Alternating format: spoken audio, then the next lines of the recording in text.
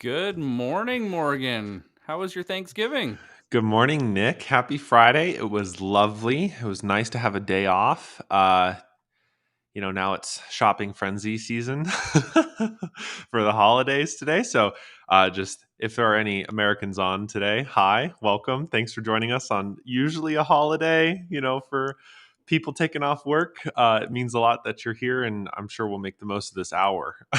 How was you? I mean, you Absolutely. don't celebrate Thanksgiving. I was just about to ask. You don't celebrate Thanksgiving at this point in the year. I was going to ask you how yours was, and then I realized that's It not was good. kosher. It is a little weird not being able to invite everybody in, but who Yeah. doesn't love turkey leftovers?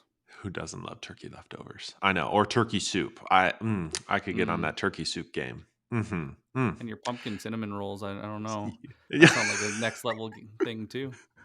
oh, that sounds delicious. Anyways, do you want to introduce today's topic that we're gonna dive into? Yeah, it seems to be a really hot topic right now is creating content. And especially for SDRs and AEs, do you get management support? Should you be creating content? Why is it even worthwhile? And so when me and Morgan were talking, we were talking about, okay, so how does building a personal brand win you business? And that's what we're going to dive into today. So please, if you have any questions, throw them in the chat. Love to hear them. Mm-hmm. We're going to get very tactical today. So it's nice when you hear the theory. That's great. But Mm-hmm. what I've noticed is it's very hard to get the tactical knowledge and pull it in together for a roadmap that just works. Mm-hmm. Like Sales Navigator, how do you build lists? What's the point? Mm-hmm. Uh, what the heck do you post about? What's the point? How long? What formats? Mm-hmm. And just how do you build a brand that's worthwhile that actually creates pipeline? Mm-hmm. Let's Totally. go. Let's go. Well, if you're here tuning in, drop a hi in the chat. We'd again love to hear from you at any point. But I think where I'd like to start is sort of like why. Because as an entrepreneur and a freelancer, I got thrown personal branding information from like day one, mostly because when you work for yourself, it's sort of one and the same. Your personal brand is your business, and it's how you generate business. And so this is definitely sort of like a second nature sort of topic for me, where it's just Hmm. been something I've been inundated with for a long time. And as we prepped for this week, I kept on thinking, okay, so why, for somebody who's working for another company, why the personal brand? Why is it that that is so valuable? And there's a few dimensions that came up, but one of the most important for me is you're not going to work at your job for forever. Mm. you're even if your title changes and you get promoted at the company, chances are you're not going to stay at the company that you're currently working at for forever. Hmm. And so building a personal brand equips you with the skills and the network and the connection that brings you to a bigger audience than the one that you're just in at your current company. Hmm. And that's a huge leverage point. Think of somebody who has a large personal brand or a large following, let's say on LinkedIn here. Hiring them into a new company provides that company a lot of leverage. And so it's a huge value add in a future hiring process. But that's not the only reason. I mean, today we're Yeah. talking about how it can win you business, and also personal branding brings you in front of people that you want to get in front of. It's an intentional way to connect and build relationships and have great conversations with people and so much more. So that personal brand is really driving a lot of the attention that you can get. And what I really want to emphasize, and this is a lesson that I had to learn. So this is earned wisdom more than Uh-oh. anything. And that means that I screwed it up. That's what wisdom means. Uh your personal brand has nothing to do with whether you have a really pretty picture or a site or a domain with your like name on it, or you go into Canva and you mock up a logo for yourself. That's not a personal brand. I mean, that's a visual brand. It's nice, it works for some people. When you're a brand coach, you do that, right? Because you got to do it, I guess. But what we're going to talk about today is basically how you're perceived and how you build relationships specifically on LinkedIn. We're going to, I think, focus our time really on LinkedIn today.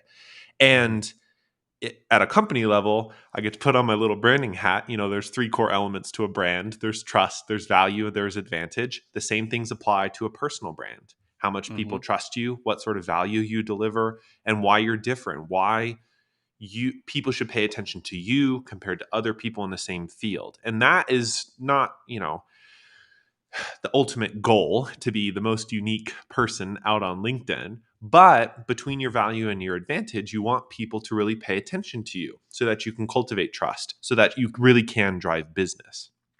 Um, so that's at least the why. Did you have anything to add, Nick? Especially as a sales professional, I'd be interested in your perspective on this as to like why you build a personal brand or have built one and where the sort of advantages of that come through. Absolutely. Trust and credibility are the biggest ones you need to remember. And I just want to say good morning to Liz, Kinder, Michelle. Nice to see you. Luca, Slava, thanks for joining Hey, us. everyone. Yeah. I would love to see what you guys think of branding and how it can help you build your business. Throw it in the comments. Mhm. But in sales, we're sending out messaging all the time. And the thing that prospects always want to know is why you? Why should I care? And the thing is, if you don't have credibility in a market, in a category, they don't care about your business yet. They care about what category you serve and why it matters to them or their business. A personal brand addresses that. And I'll tell you what it looks like on LinkedIn is when I go and post on LinkedIn or when I go and connect with somebody on LinkedIn, it gets engagement. And in particular, when I connect with someone on LinkedIn, when I didn't have a great personal brand and I was kind of everywhere, my connect rate was below 20%. Mhm. And so if you're there, this is a good sign that you're not well positioned yet. No problem. Mm, mhm. Now, when you're really well positioned, you know who you should be talking to, what accounts you should be targeting, what personas in those accounts you should be targeting. You get laser focused. And mine almost instantly jumped to 40 to 60% with blank invitations. And right now, since I've taken this a step further, I was just telling Morgan, I just updated my spreadsheet and I was looking at it and I'm actually just above 90%. Which is awesome. That's unreal, Nick. And I think it just comes down to when I talk to you guys, I feel like I know you. Mhm, And thank you everyone for helping me get educated on what I can do to help you guys because that's mhm, what drives this and that's what drove my brand. mhm, And so without you, we wouldn't have the show mhm. in so When many I more think ways than one. in so many more ways than one, I think what you're pointing to is really the crux of where you can start building a personal brand, and that's figuring out who you should target.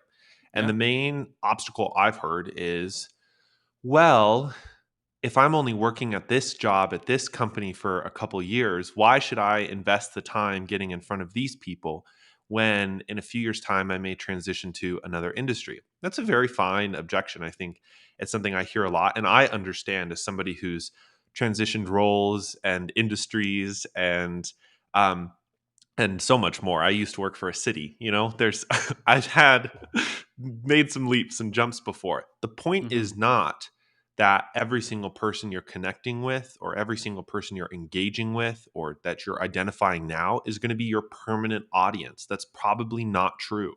Mhm. What is important is that you're developing the skills, and it is a skill, it's like a muscle that allows you to develop those relationships, that trust and credibility, as Nick said, with those folks, because it is a particular skill set. It requires a particular approach. And the things that you learn going after an audience today can help you go after a different audience if you need to in a couple years' time. And also, if people really care about you and your brand does really well, they're going to be excited to see you transition. They're going to be excited for your next steps. It's not, a scarcity. It's like, look, he's now in this new industry. How cool. Like, And you're that's what you not starting want. from zero. And you're not That's a starting from big thing zero. that we need to go Hmm. and like nail down is you're not starting from zero. But if you don't start and you don't start building and if you don't have any momentum behind you when you leave, you are starting at zero. Hmm. And there's credibility in numbers. Hmm. It's like everybody, if you notice, LinkedIn even gamifies this with the 500 plus. Mm-hmm. And I notice myself doing this now when I get connection requests. If you don't have at least 500 connections, I have to go and remind myself not to be dismissive, and I have to go and read and make sure it's a good fit because you might be just getting started. Mm-hmm. But how many people in senior leadership positions are thinking that exact same thing? Is why do you only have 100 people? Why do you only have 50 people? What am I missing? Mm-hmm. Totally. And so what I think about are three different kinds of accounts that you can go after in building a personal brand. This is the start. Okay. The first kind of account are target accounts, literally how directly related to your current position. The accounts that you would like to sell to potential prospects and buyers, or the connections to those potential prospects and buyers, depending upon the scale. It could be multiple people at individual companies. If you have to deal with buying committees, if you have a smaller deal size, it's probably just going to be one or two key stakeholders at each of those companies. And so that's probably going to be directly related to your account list or a lead list that you create based on those accounts. You can Mm-hmm. do that in Sales Nav, or if you're just given an account list, then you can look them up inside LinkedIn and use some of this stuff that we're talking about today. Mm-hmm. So there's target accounts, and then there are the accounts that your target accounts pay attention to. And this takes a little Influence. bit of research, right? So what I would recommend is over a couple of weeks. You don't have to do this all in a day. Building a brand takes time, so make it take time. And over a couple of weeks, you should be looking at your target accounts, the people that you're trying to connect with or the people that you want to connect with, and look at their activity on LinkedIn, the people who are active, right? And when they're active, all you go through is you look at all of their activity. And what you want to find is what are the accounts that they pay attention to? What are the accounts that they're commenting on or liking or otherwise? And I would say, I mean, that's a huge universe. So what you may Mm-hmm. want to find are, 50 to 100 different accounts that you could follow or connect with that they pay attention to. And this is going to be really crucial, by the way, uh, It's a big, another big step in number. developing your personal brand is finding these accounts that your target accounts pay attention to.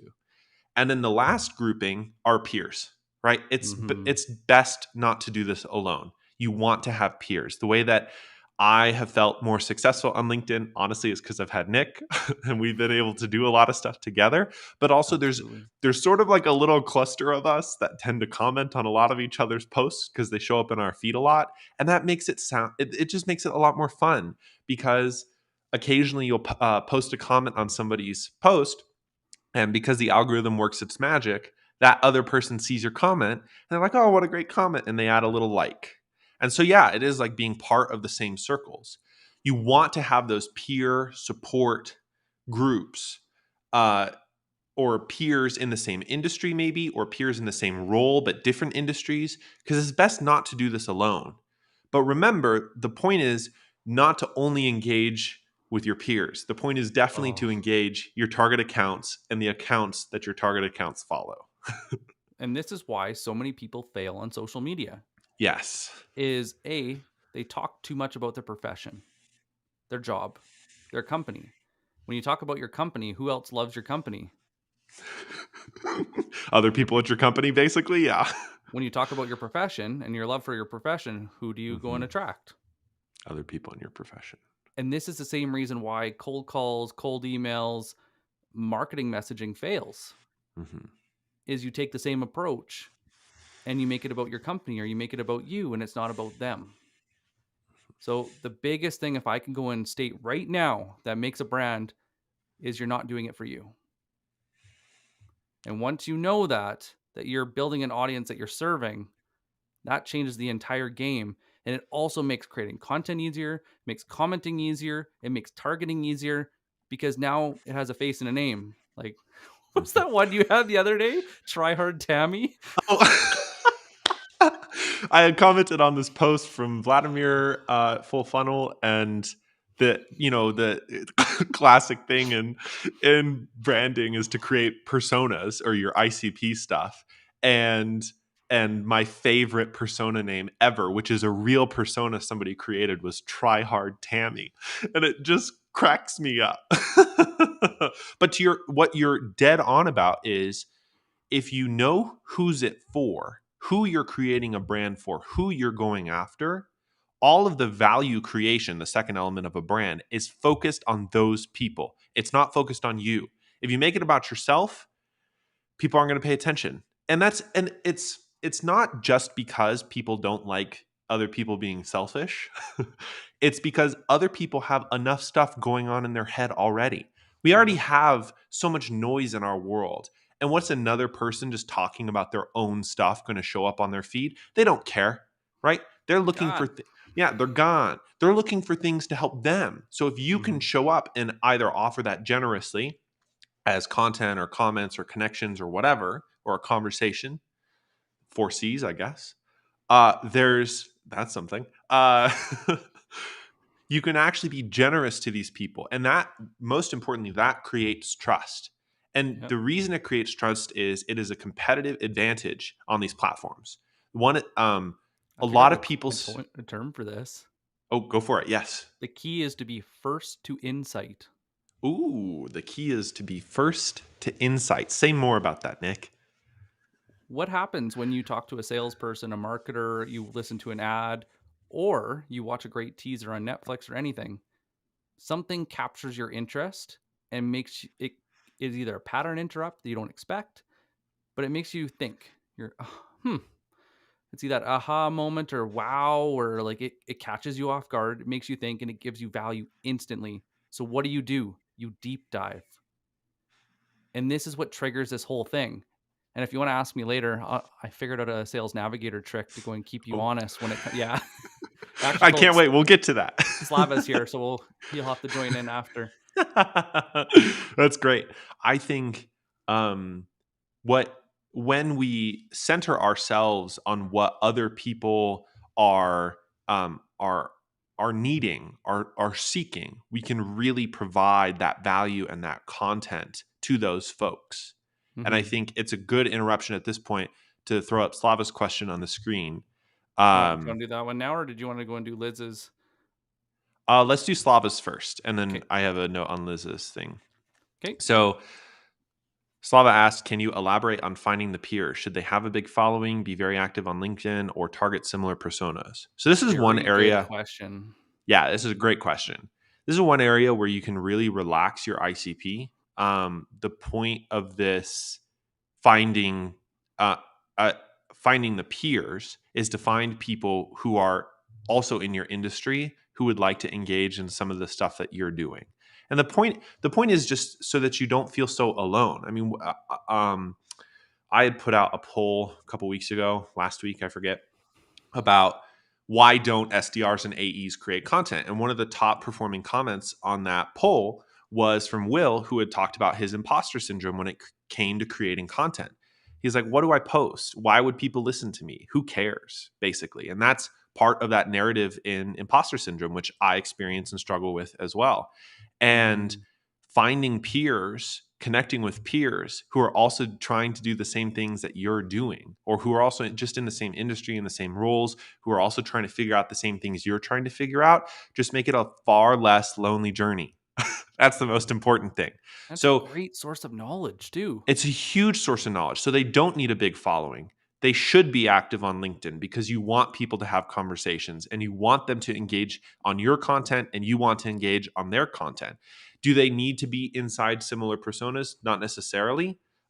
It's more important just to find peers who can support you. It's like friends. You want to Hmm. tag in a friend at a party. You want to know somebody here on this big LinkedIn party platform. So it's just finding people who you can chat with and discuss things with, and it doesn't have to be super deep or best friend level status, but finding peers is the third group. And in terms of like prioritization, it's not necessarily the top priority, but it's going to make it feel a lot more fun than just always constantly going after your target accounts. They also ask great questions. One thing I've noticed that accelerates knowledge is that your peers will ask questions that your customers won't, which means your customers give you a different type of knowledge and your peers give you a different type of knowledge that accelerates your specific focus. And so they might be talking about, 3, 5, 10 levels deep, where the customer only talks usually on 1 and 2. But it's a Hmm. great way to keep yourself sharp and off the cuff because, typically with a comment, you're going to want to respond rather quickly. Totally. Let's just pull up Liz's comment really quick because I like the in-depth. Elizabeth, sorry. Mhm. Um, Branding for me is really about what the folks I'm trying to help and support thinking about me, the credibility I'm establishing, and how much of a subject matter expert I'm becoming in my field. It looks Mhm. like it cuts off on the screen, so I'll finish reading this. Truly understanding the reality and challenges of my ICP. Also, branding for me means how vulnerable am I to let people into more of my life beyond my profession because I'm a multifaceted human, as is everyone else. It's great insight. It's a great comment. Mhm. I definitely agree with all that. I also think, you know, if you feel uncomfortable with sharing beyond your professional life, that's okay. You don't have to. Yeah. That can be part of your brand as well. I personally think people connect really well with people who share stuff more than, and it doesn't have to, you don't have to be posting pictures of your sandwiches on LinkedIn. Like, this is not Twitter in 2010. Like, it's its own kind of network, but you can have more vulnerable conversations in DMs instead of on post, and like, you can open up more where it makes sense.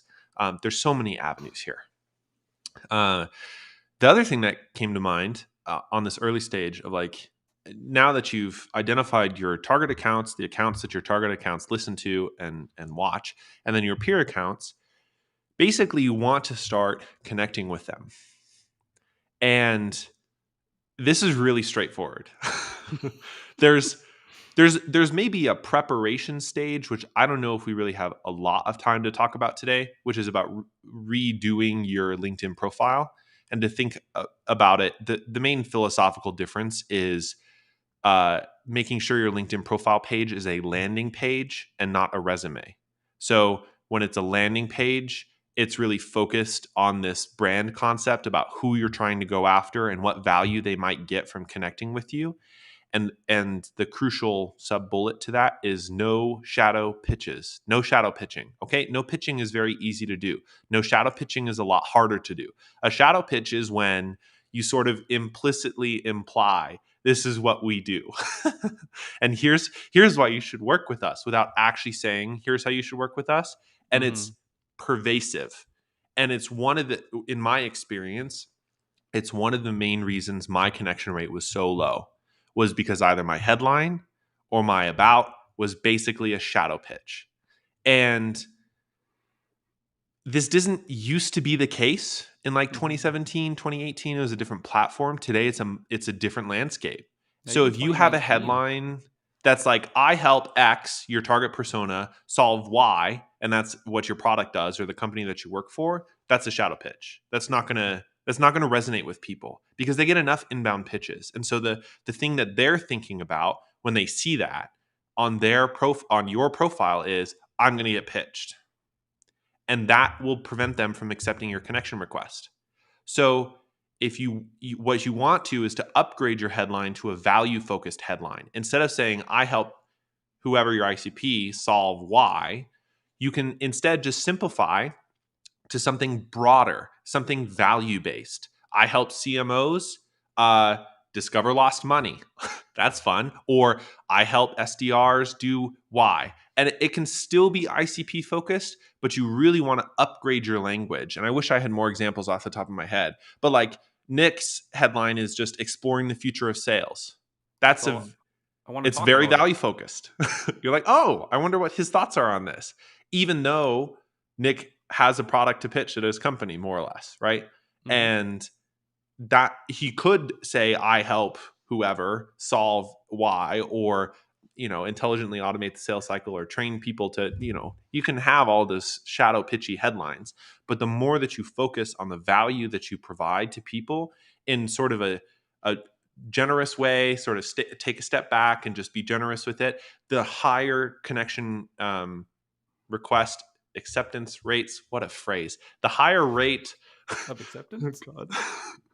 You'll get a higher rate of acceptance. That's what I mean to say. Yes. And that was true for me too. I had a headline that was like, I help B2B leaders solve whatever.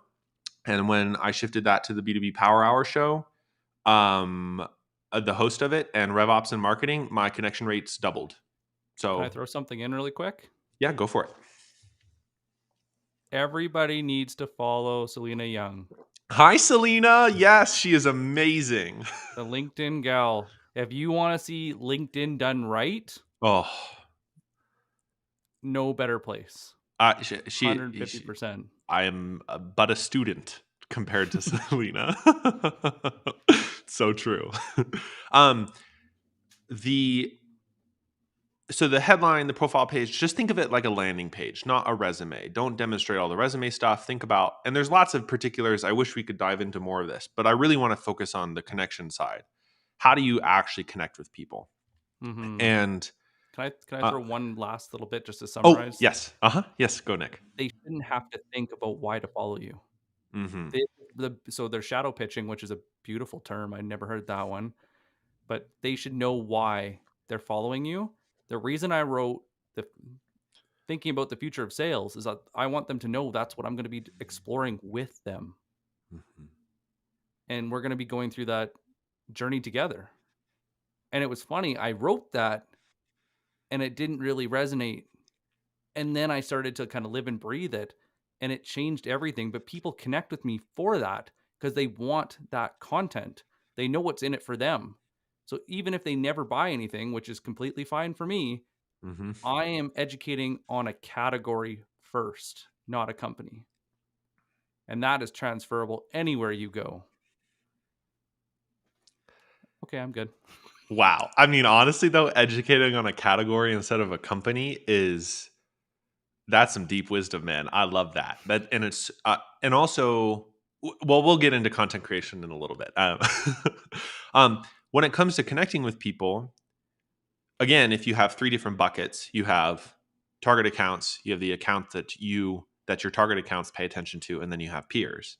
The Hmm. peers actually is the really easiest. Find a few of them, connect with them. Okay.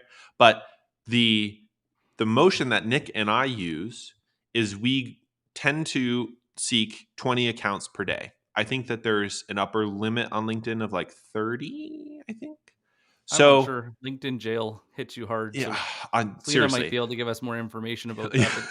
But I think it might I have to do more with your acceptance rate and how much have not been accepted more than it does the numbers. But maybe we'll dig into that for you guys and we can give you an update later in the week. Yeah, but in any case, there is some upper limit on a maximum connection request per day. So I Hmm. just never want to toy with LinkedIn jail. I never want to get close, and 20 is enough. What's the difference between 20 and 30? Nah. And mostly what you want to do is you want to I prioritize second degree connections, people who I already have a connection with. That's a Hmm. much easier, especially in target accounts and accounts that those target accounts pay attention to. That's so much easier to connect with. And it's a good Hmm. starting point if you've never done outbound connection strategies or like starting with people, like you can get to the third degree stuff eventually. But second degrees are just a great starting point to because they're potential people who would be able to or willing to connect with you. Hmm. Um and then you can go after third degree connections. And Nick, I think you have a good like process for going after creating a personalized message when you send a connection request to a third degree connection. Do you want to share that? Because I think um, you have a good sort of process that you think through as you go through. I try to keep it really simple. And I originally I started with like a 3 line. Oh, I'll pull this Selena's Yeah. comment up after because that's really important. But I used to have like a 3 sentence email basically that I would send, and it was super salesy, super high value. I got really good at like this is my value, but that was better Mhm. left for an email. And all I started doing is I would actually just comment on something on their posts or something that was I thought would be a high interest for their learning or instant value, and my success rate went through the roof. Mhm. So you would comment and then you would send a connection request later. So we'll get into that later. There's a few Okay. different tricks that really up your game. And Uh-huh. so anytime you're engaging, especially when you're don't think of like a gift. When you give a really thoughtful, long comment, and Selena's amazing at this, Hmm. it you pay attention. And once you get more than one of those, and then they ask to connect, you're like, you know what? I would love to connect with you. Thank you so much for, all your really thoughtful, meaningful comments. Hmm. So that's part of it. But when you're even just sending that message and Hmm. just giving value that's not about a company, it's about a category that is very aligned with their persona, something that they're struggling with or an opportunity that they're looking for, it shows you care Hmm. and it's hard to ignore. Hmm. But just remember, less is more. Hmm. Do you want to throw up Selena's comment? Yes, I do. I guess we were spot on. Look at us. 100 connection invites per week. So you guys nailed it. 20 per day times 5 active days. That's the upper limit. So basically, if you are exceeding that, you might get flagged, you might get thrown in LinkedIn jail. There's all sorts of maybe problems out of that. And again, but also think about this in a different way. Instead of thinking about shotgun, spray and pray, everyone in my target account I want to get connected to. What would it mean if you could only select 20 people, even in a week instead of a day? Who would you want to go after? And also, don't beat yourself up too much if one of those people doesn't connect with you. That's okay. I mean, we still only get a certain percentage of the connection requests that we send out actually accepted. And it does depend on how much engagement. Is it just a cold invite to somebody like right click connect in Sales Navigator? Or have you been engaging in their comments or in their feed and then sending a connection request? There are ways to sort of level this up that we'll get to in a sec that really can build that personal brand. So Mm-hmm. prioritize the second degree connections is at least my recommendation. And then third degree, there's a motion you can do to engage in their comments or engage in their content first, and then eventually send a connection request with a personalized note that isn't super salesy. I really also think that when you connect with your peers, just send them a request. Yeah, I don't blank. you could just send them a blank request. It's not a big deal. In my experience, I've connected with peers and mind you, I'm a marketer, so this may be different for sales professionals, Nick. But I just send a connection request. Marketers love to be with other marketers, so we're a happy echo chamber over here on LinkedIn. And I'm sure lots of SDRs, BDRs, AEs, and others would be happy to connect with each other. Is that Just right, because Nick? I have to go and tease Morgan in front of Okay. all you guys. Oh, Morgan, what who's else? easier to connect with? Sales or Oh. marketing? Sales folks are so much easier to connect with And talk to. and So if talk this to. isn't That's if this isn't part of your sales development and mhm. how you're working your territory is getting other influencers, other salespeople, I don't care what industry you're in. Almost every industry has salespeople on LinkedIn. So Yep. if that's not part of your strategy for your peers, Mhm. you're crazy. And then the most crucial step of all, disrupt the MO on LinkedIn and send a thank you message for connecting to anyone who accepts your connection request. I will say, I over the past week, because of this poll that I did that reached however many people, I had a ton of inbound connection requests. People wanted to connect with me, dozens and dozens and dozens. Only 2 people thanked me for connecting with them. So that's like, if we expound that to a law of large numbers, that's maybe 5% or less say thank you. And here's the thing, because the expectation of a connection request from a sales professional on LinkedIn is you get pitched. Somebody who accepts your connection request and instead gets just thanks for connecting with me, comma, name, exclamation point. That's the template I use. That creates a different expectation about the relationship that person will have with you in the future. That's trust building, that's value delivery. You're avoiding the direct selling, you're avoiding the cold pitching, It's a you're pattern disrupting the interrupt. expectation. Yeah. And I have sent a thank you note manually to every single person who I've connected with over the last couple of months. And what you can do is some percentage of people are never going to reply. In my world, salespeople reply a lot more than marketing people do, which is unbelievable. And then that's a great point to start a conversation. It shows they're If they reply, conversational. Yeah. you don't get to start a conversation if they don't reply You because didn't that's not believe me cool. when I first told you that either. No, it's true. It's true. It's true. He fought me on it. I'm like, no, like seriously, just say thank you. Nothing Yeah. else. Yeah, it's And then true. if they respond back, they're conversational, break the pattern and don't go about business. Earned That's no different wisdom. than a pitch slap. Talk about something about them. Make it about them. Hmm. Oh What are man. your favorite conversation starters, Nick? Like just a couple that you tend to use as somebody Because like usually the thing that I get, thanks for connecting with me, and somebody says, of course, or no problem, or great to be connected. Like, how do you actually start a conversation off of that? Salespeople typically love sales, so sometimes I'll ask them, "What do you think the future is? Intelligent automation or demand gen and inbound?" Mm-hmm. Or I'll ask them, "You know what? This is probably the most," and I'll say this isn't probably the most common conversation starter, but it's one of my favorites. If you could have dinner with anyone dead or alive, who would it be? It's a great one. Or and I go for more like relationship based, like something that we were both being vulnerable, and I answer the same question too. Mm-hmm. And or did you ever think growing up that you'd be a sales professional? Like, and but you got sometimes it's humor, Mm-hmm. sometimes they'll have a post that just stands out, or they'll Mm-hmm. have a killer headline. There's a gentleman out of the UK, and he had something about intelligent automation, intelligent sales, something like that. But his last name was Smart, and I'm like, man, you missed the most pun heavy opportunity ever.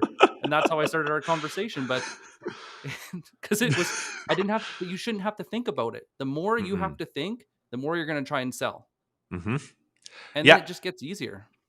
And this is a great place to also avoid a shadow pitch. I don't know how oh, many times I'll say this today, but it's very easy when you send a thank you request and somebody replies for you not to directly pitch them. That's in your brain. You're like, I'm not. But then somehow during the conversation, your company or product comes up and you feel so tempted to, well, we can help with that or whatever.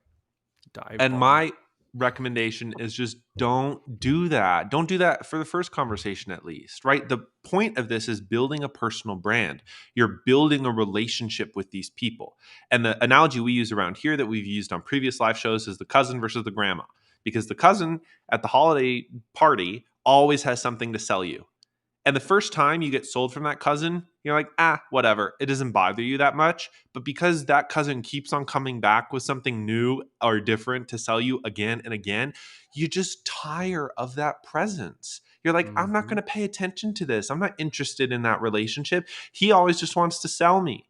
Versus the grandma, who's the conversationalist, who's just happy to spend some time and, how's life? What's Genuinely going curious on? in you about you. Genuinely curious in you, though, be the grandma, not the cousin, right? Like you want to just be genuinely curious in the other person. And I could even say like it's just the more I say it, the more and more it gets proven true over time. You Hmm. can't move faster than the speed of trust. I Hmm. don't care how big the deal is. I don't care about how amazing the product is. You are a big factor in that. And if people trust you and you're a credible source of knowledge, oh my God, deals are going to move fast. Hmm. Plain and simple. It'll open doors for you that you never thought possible. Also, you guys should start a podcast. That's an amazing door opener too. That's a type something for another day. That's something for another day, Nick. So that's for that sort of motion, the thank you stuff, the follow up conversations. That is especially a priority for your target accounts, that bucket A, and potentially for your peers too, bucket C. Bucket B, the accounts that your target accounts follow and like and engage with. You can also, if you're connecting with them, if you're sending actual connection requests, you got to do the same thing. But chances are a number of those accounts you can just follow instead, and that's totally okay. Right. So you can follow some accounts. That means you never send a connection request. Their stuff just starts following up in your feed.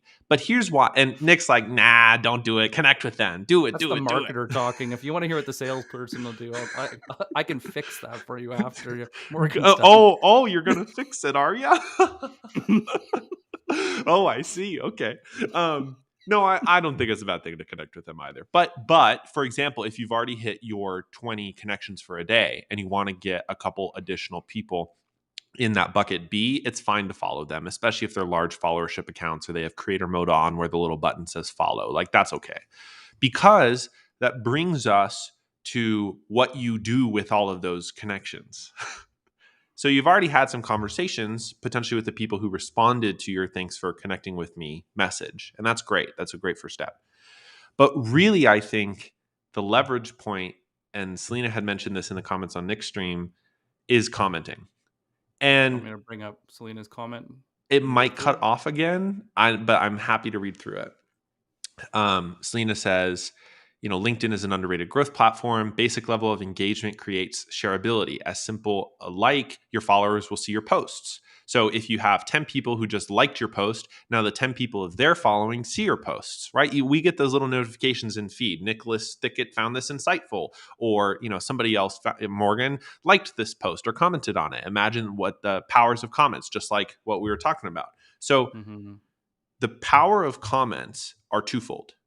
One is if you're commenting on target accounts, bucket A, they get to see you in your feed without you ever pitching them. Okay. Mm-hmm. So that's power one. Power two is if you're engaging on the comments of bucket B, the accounts that your target accounts follow, your target accounts probably see, at least some of them, your comments on those posts as well. So you're getting in front of them again without ever having to pitch them. And commenting is content creation. So On if steroids. on steroids too, It's we crazy. it's like you and I have both seen week over week 50% plus increases in profile views, and also probably a similar rate of inbound connection requests from other people Other from than the your one poll that was like LinkedIn well, crack I mean, that kind of threw LinkedIn off likes the polls numbers, right but now. It yeah. just it's just insane. The But the yeah, comments, polls are and Selena was the one that originally told me about this, and I'd mhm, seen it in action, and so I started to give it a try, and I had told Morgan, and if you think about it from psychology, you're basically rewarding someone. You're telling them that what they're doing is good. And people don't want to feel like it's that fear of getting shut down is what stops people from posting in the first place. So when you give them a comment that's, warm, inviting, thoughtful, meaningful, it's driving that conversation forward. They have an incentive to respond. Well, if they see that a few times, how do you think that's going to make them feel? mhm, It's good to start with something simple like thank you or, great post. But it's when you move beyond that and you make it part of your strategy to be human, to start conversations, especially if it's about your category or about that person, mhm. game changer. Huge. And that's where I mean, I think of a valuable comment, a comment that isn't just thanks for posting this, that there's really two main, I mean, there's really maybe four buckets we could talk about, but the two really top priority comments of a valuable comment is offering your perspective, your point of view on something, or Mhm. asking a question. And both are great conversation starters in a comment. So you and I both do a lot of point of view commenting on people's posts, and what that means is we see the posts and then we offer our perspective on what the post is, or we add on something, or we challenge it. I know Nick likes to challenge things maybe more than I do. He likes to stir the pot. I'm maybe less like that. I've never done You're like, that. no, no, no, no, of course not. And when you develop a valuable comment, again, do I need to restate it? Don't shadow pitch. It's not the place to pitch your company. It's not the place to talk about the problem that they've identified that they don't know that they've identified that your company solves. Like, that's not the point of the comment. The comment is just to start a conversation, have a relationship, get people interested. This is, again, the topic of today, building a personal brand that wins you business. The best way to build that brand is just start showing up, start building relationships with people. And Liz's comment is gold. We're gonna have to bring that up after. oh, sounds good. And if you're not keen, or you feel imposter syndrome, or you don't know how to provide a point of view, or you don't feel like you have enough knowledge or expertise to talk about the category that you're in, ask a question. So, Hmm. and not just a comment with a question. I would say it's important to affirm the post. People, this is a little psychology. People like to feel good. They like to feel that people who are commenting on their posts like what they posted. So what I always do is I affirm the content. I say, "Wow, number 8 if it's a listicle was super insightful," or "I was just thinking about this the other day." Have that connection, establish that. And then or I was just thinking about, and ask your question. And then when you ask that question, you get to start a little conversation. And chances are one or the other of those people in the conversation are going to send to each other's connection requests. And then there's the algorithm play on both of these kinds of comments where people who you're connected with, your target accounts, the accounts that your target accounts follow, and your peers, some percentage of them are going to see that you in their feed that you commented on this post. And that, if you begin to establish this virtuous cycle, you get in front of more and more people just by commenting. No need to post your own stuff, no need to create your own videos. It's just comments. And I saw Kinder had a comment somewhere that he had 4,000 plus followers gained from just commenting on things. Exactly. Yeah, it works. If as long as you're showing up and not pitching and not just saying thank you, but you're actually adding value and you're actually starting a conversation. So, how many comments do you post every day, Nick? Minimum of 5. Hmm. But I have a different strategy now that is a little bit more targeted. That was Oh, my kind of okay, my go sneaky for it. thing. Do you want to jump into it now, or do Oh, you want to talk let's about? throw up Elizabeth's comment first, and then we can Okay, jump into your strategy.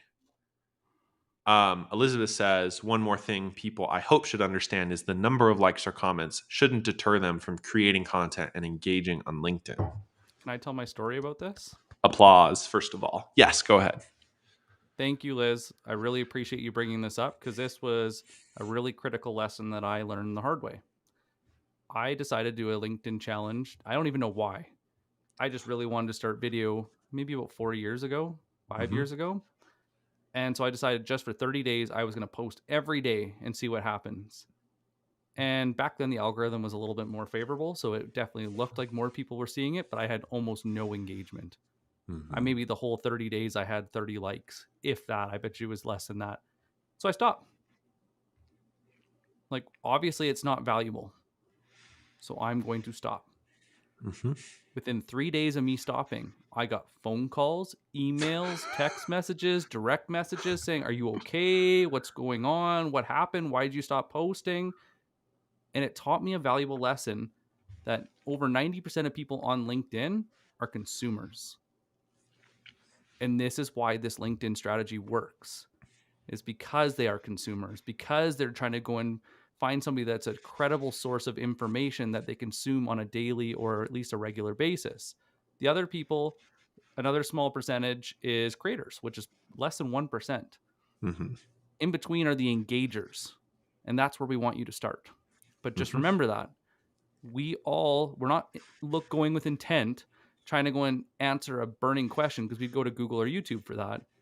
We're just surfing the web, sometimes for fun, sometimes we're just trying to interact, it's not stuck in our little hidey holes. And so people just want to go connect with others, and then they hit on that first to insight Hmm. and they're in.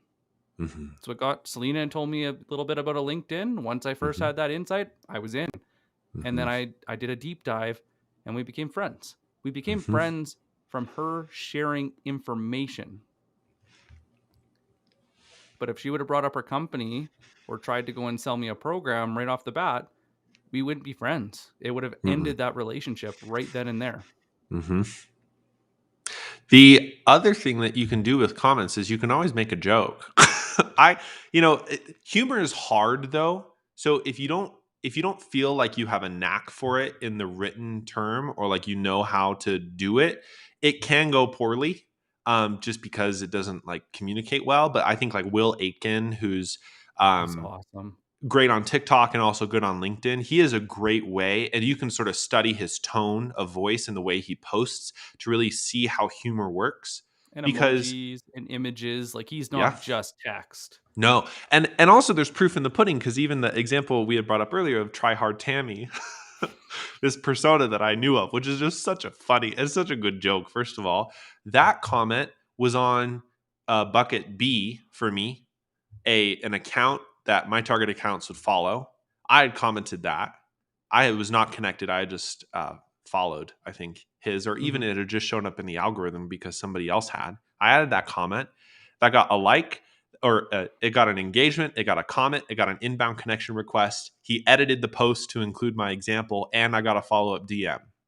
And that's just one comment.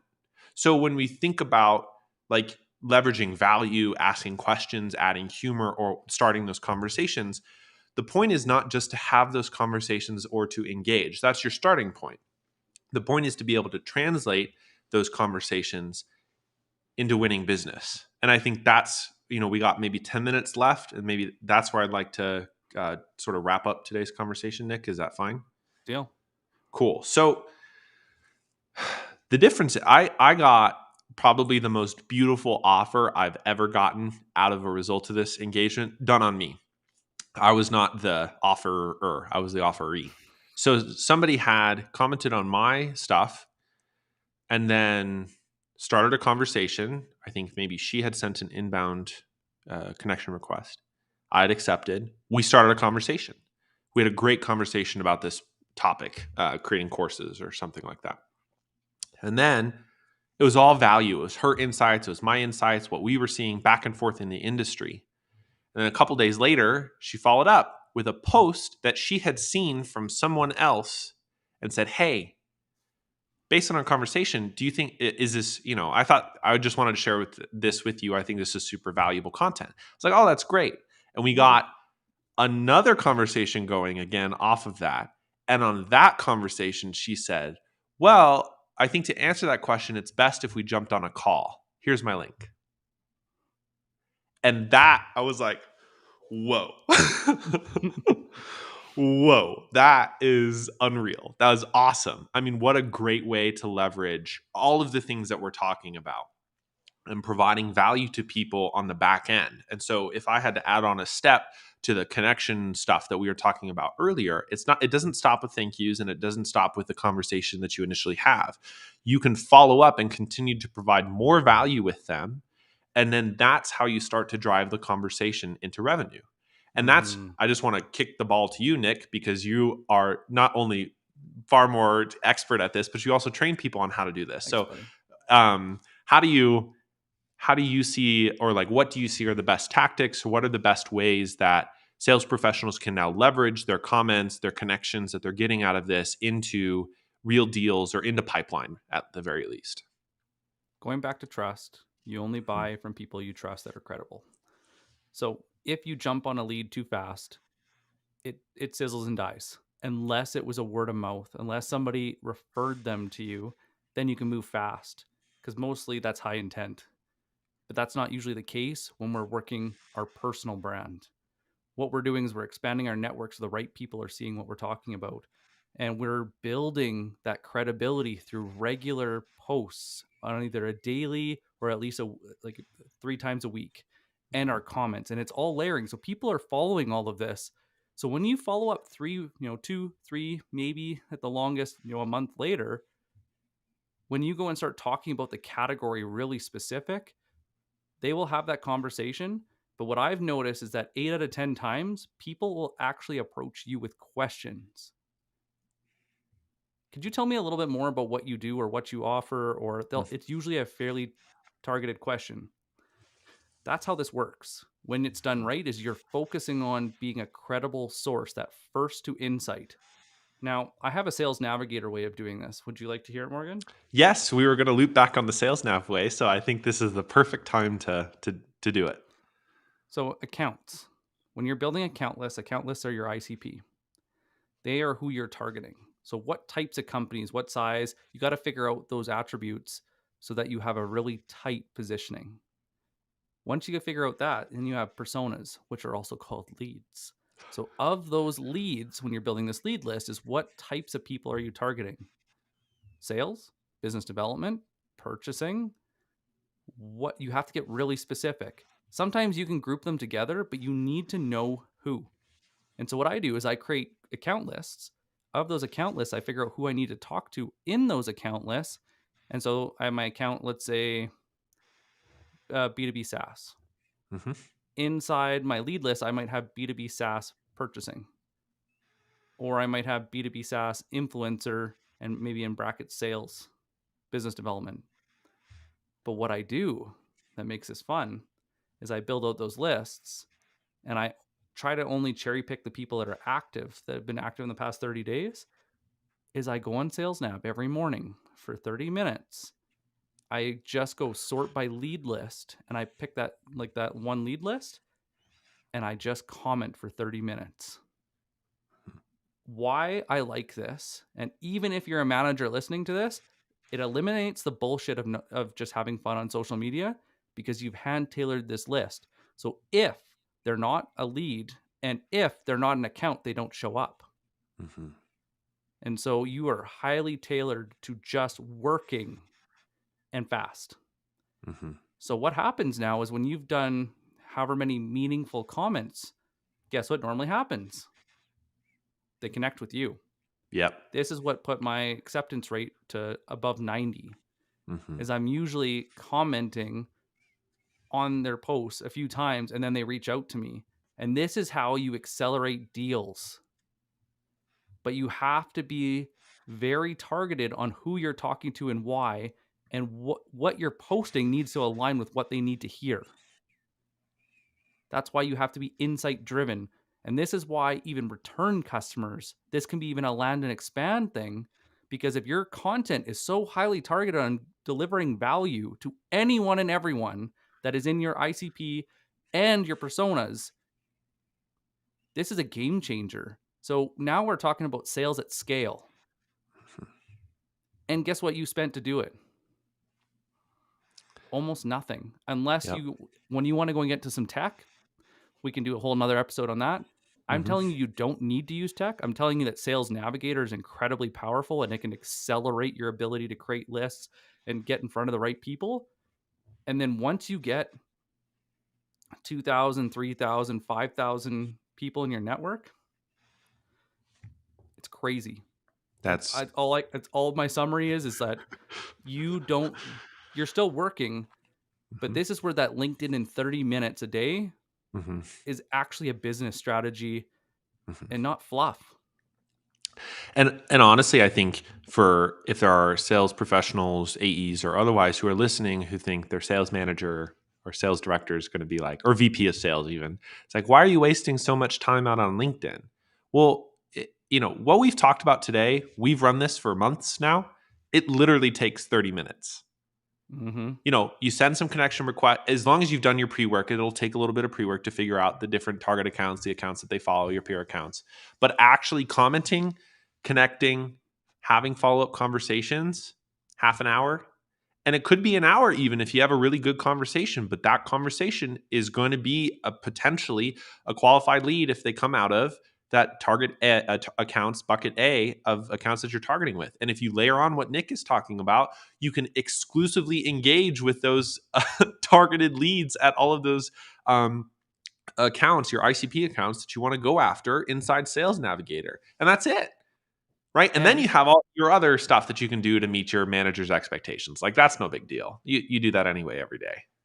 one thing that's really cool that we haven't touched on yet today that I want to Mm-hmm. mention is people share stuff that works. So, share our podcast. No, I'm just kidding. Uh, People share what works. And so, what you'll notice is when you're putting out really good content, it gets shared. Mm-hmm. And so, think about, could somebody clip this? Could somebody copy and paste? How could somebody share this in an easy way? So, what is the format that you're making it so easy to share and so bite size that people just want it to go? Mm-hmm. And so, why we focus on LinkedIn right now is LinkedIn's probably going to be the top B2B place for prospecting and network building for about the next year, maybe 2 years. Right now is your time. You're pulling on these different levers that make you a machine, but you don't have to spend the money to be a machine. Because if you go account based sales development, another great strategy, Mm-hmm. you need to have a very robust tech stack and you have to get really clear on what we're talking about and have really that's a whole different bucket. But Yeah. what we're talking about, it builds that foundation that you can go anywhere and do anything. And now pipeline is no longer an issue. It Mm-hmm. takes you from, holy crap, I need to go and hit my numbers and I need somebody, like I need to go and be sitting down with somebody or else I'm going to, get fired, to, I had 10 leads come in this week. Who would be a great fit for me to work with? Mm-hmm. It completely changes the game. It changes the way you show up in meetings Mm-hmm. and it will change your career. Mm-hmm. Well, and if I can close on this note, um, honestly, these platforms, we're only in the nascent stages of how these social platforms are going to transform the sales process. Like LinkedIn is only so old, and the way it works today is even younger. So the point of this entire process is it's leveraging the platform because the platform itself has democratized access. It is so much easier to access anyone in the world as long as they're on the platform and they're active than it used to be. You didn't need to Mhm. call up a specific company. You now call up a specific person. I was interviewing for the podcast, which, do I? You can check out at b2bpowerhour.com for all the links to our special interviews as well as audio versions of this live show. Anyways, I was interviewing Paul Slack, who's a demand generation marketer, and he had brought up the that somebody had followed him for a year and knew when he had the budget he was going to hire Paul Slack. Now Paul has an agency and the agency has a name, but the guy wasn't going to hire the agency. The agency, he was going to hire Paul Slack. And so the lesson of that is inside these platforms, we associate, we build trust and credibility between people, not between companies. And the point of developing your personal brand, from transforming your profile into a better landing page, finding those target account, the three different kinds of accounts, connecting with them, engaging with them, commenting with them, developing conversations with them, and then targeting your approach to all of those accounts inside Sales Navigator or just through your own tools every day, allows you to build a brand with the right people so that when it Mhm. comes time they have the problem that you solve, they think of you. That's why you do this. That's how you win business off of developing a personal brand as a sales professional. And honestly, it doesn't take that much time. Nope. Nope. Any last thoughts before we close? Because we're at time, Nick. Does anyone have any questions that they would like to quickly ask that we want that that burning that it just needs to be addressed? Throw it in the comments. If not, shoot me or Morgan Mhm. a direct message. One, check out Morgan's beautiful website on b2bpowerhour.com. And remember, even if you're hunting triggers, that somebody got a promotion, there's a funding round. If that person knows you, whose call do you think they're going to take? Mhm. There's more power in this than most people think. Mhm. And it usually takes anywhere from 1.5 to 3 times your sales cycle for them to have that first insight to them to want to work with you, unless it's through word of mouth. Mhm. You need to be patient. You need to be consistent. And if you need help, we are happy. Ah, We're happy to be there for you.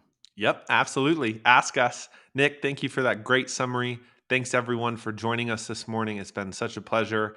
I hope everyone on this call who celebrates Thanksgiving had a lovely Thanksgiving yesterday. And we will see you next week. Take care, everyone. Thanks. Bye. Bye.